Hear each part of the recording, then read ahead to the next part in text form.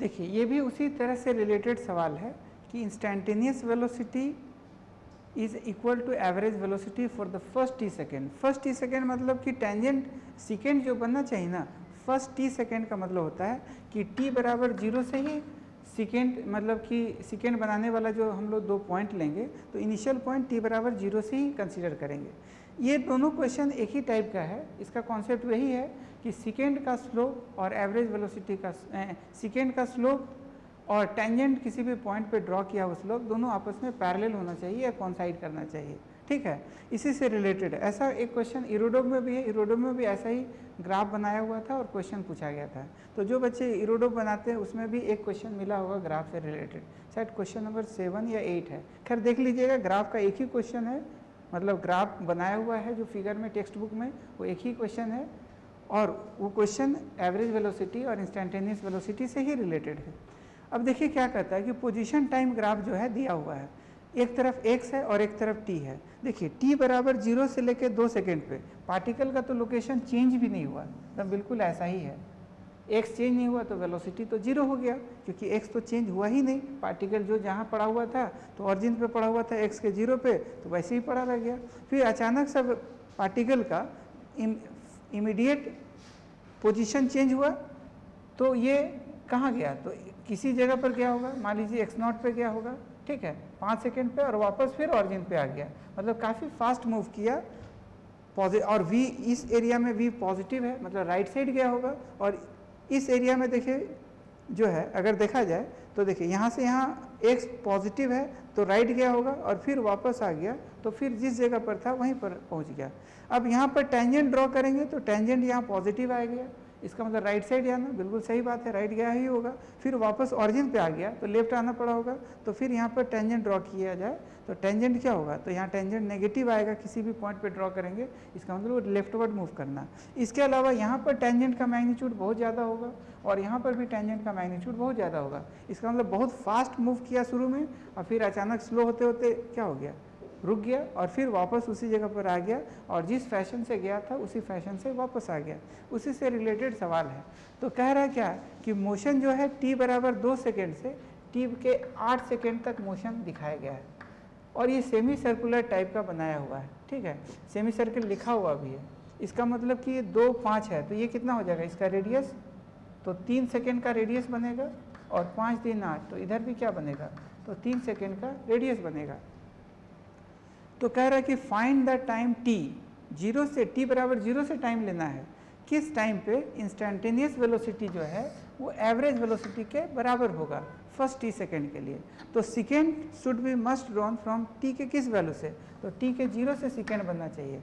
अब कौन सा होगा, तो देखिए किसी भी, अगर हम यहाँ पर टेंजेंट ड्रॉ करते हैं तो यहाँ टेंजेंट ड्रॉ करेंगे तो ये टेंजेंट को आगे पीछे प्रोड्यूस करेंगे, तो देखिए ये यहाँ से क्रॉस करेगा ही नहीं। अगर इस इलाका में हम टेंजेंट ड्रॉ करेंगे तो इसका टेंजेंट ऐसे बनेगा, इसका भी कोई भी पॉइंट ऑरिजिन से स्टार्ट नहीं होगा। इसका मतलब इस इलाका में भी नहीं होगा, क्योंकि इस इलाका में जो भी टेंजेंट बनेगा वो टेंजेंट आगे पीछे प्रोड्यूस करेंगे तो वो ऑरिजिन से पास करेगा ही नहीं, ताकि वो सेकेंड का स्लोप बन सके, ठीक है। तो ये भी गड़बड़ है, इस एरिया में होगा नहीं, इस पॉइंट को भी नहीं होगा, तो कहीं ना कहीं इसी पे बनेगा। तो देखिए अगर हम यहाँ पर टेंजेंट बनाते हैं, इस जगह पर ये टेंजेंट बना, अब यही टेंजेंट को आगे पीछे प्रोड्यूस किए, तो यही हमारा इस 2 पॉइंट के लिए क्या हो गया, सेकेंड हो गया। और इसी पॉइंट पे ये टेंजेंट भी बना, तो टेंजेंट का डायरेक्शन जो है, टेंजेंट बताएगा इंस्टेंटेनियस वेलोसिटी का डायरेक्शन। तो इस टाइम के इस वैल्यू पे, ये वैल्यू जो भी है टाइम के इस वैल्यू पे, late the value B t0, तो टाइम के इस वैल्यू पे या t हमको निकालना है, तो let the value be t, तो t के इस वैल्यू पे सेकेंड का स्लोप और टेंजेंट का स्लोप बिल्कुल क्या हो गया, सेम हो गया। मतलब थीटा सेकेंड के लिए भी और टेंजेंट के लिए भी दोनों का सेम हो गया। तो यही हमको t का वैल्यू निकालना है। अब ये t का वैल्यू देखिए कैसे निकालेंगे, क्योंकि हम यहाँ पर इस सर्किल पे टेंजेंट ड्रॉ किए हैं, तो टेंजेंट का मतलब क्या होता है कि अगर ये ऑरिजिन को से पास करेगा सर्किल का ऑरिजिन से, तो ये दोनों के बीच में कितना एंगल होगा, 90 डिग्री, ठीक है। अब देखिए क्या क्या है, ये हमारा रेडियस ऑफ सर्किल क्या हो गया 3 सेकेंड का, तो ये हमारा 3 यूनिट ले लेंगे, ठीक है, ये 3 है और यहाँ से लेके यहाँ तक देखिए क्या है 5 है, तो ये 5 हो गया, 3 हो गया और यहाँ 90 डिग्री बना, इसका मतलब इसका लेंथ क्या हो जाएगा, तो 4 मीटर इसका लेंथ 4 यूनिट ये होगा, यूनिट ये 4 यूनिट हो गया, ये 3 यूनिट हो गया, तो 4 और 3 ये हो गया 5, इसका मतलब ये बहुत बढ़िया एंगल आया।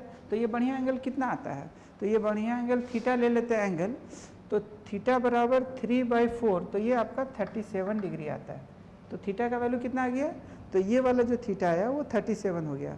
अब ये 37 है, तो देखिए हमको क्या निकालना है, ये वाला टी निकालना है। तो यहाँ से यहाँ देखिए क्या है, ये 37, तो यहाँ से यहाँ 90, तो ये वाला एंगल कितना होगा, तो ये 53 होगा। फिर यहाँ से यहाँ के बीच में कितना 90 और ये 53 है, तो ये कितना हो जाएगा 37। ठीक है, अब कौन सा ट्रिगोनोमेट्रिकल रेशियो है जो, अच्छा ये 37 है, तो ये वाला कितना होगा 53। अब हमको क्या निकालना था, ये टी निकालना है ना।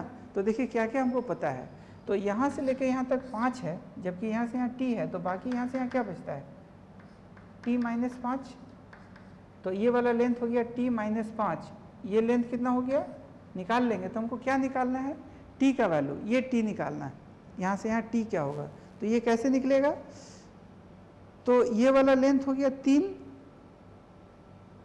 तो सॉल्व करते हैं, तो ये देखिए ये हमारा कितना है 5, ये t है, तो ये इसका लेंथ क्या हो गया, तो t-5, तो हम cos 53 डिग्री क्या, तो cos 53 degree will be what, cos 53 degree होगा परपेंडिकुलर बाय cos, हाँ बेस बाय हाइपोटेन्यूज। बेस कितना है, तो ये 5 है, ये t मान ली है, तो ये क्या हो गया 5 - t, तो 5 - t क्या हो गया बेस, और इसका हाइपोटेन्यूज कितना यूनिट है, तो इसका हाइपोटेन्यूज आपका 3 यूनिट है, तो यहाँ पर 3 हो जाएगा।